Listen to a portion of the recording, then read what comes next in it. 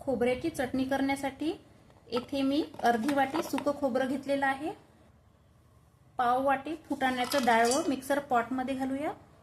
7 ते 8 लसूण पाकळ्या, अद्रकाचा छोटासा तुकडा, 2 हिरवी मिरची कट करून, 1 चम्मच साखर। तुम्हाला साखर आवडत असेल तर घाला, नाहीतर स्किप करा। साखरेने चवीत खूप भन्नाट चव येते।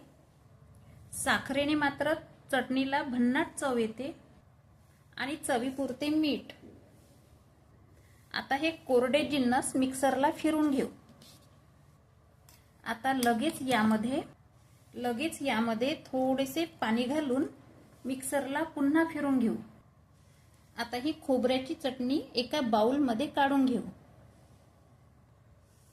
ही चटणी एकदम पातळही नाही आणि घट्टही नाही अशी करायची, जेणेकरून इडली, डोसा, वडा यासोबत छान खाता येईल अशी साधारण ठेवायची।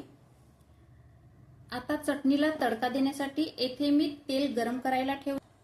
आता या गरम तेलामध्ये थोडीशी मोहरी घालायची, थोडे जिरं, चिमूटभर हिंग, सुकी लाल मिरची, थोडासा कढीपत्ता।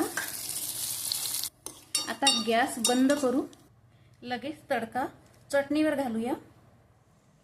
ही चटणी एवढी टेस्टी होते की ही चटणी इडली, डोसा, वडा कशासोबतही खाऊ शकता। तुम्ही चॅनलवर नवीन असाल तर व्हिडिओला लाईक करा, कमेंट्स करा आणि सबस्क्राइब करा।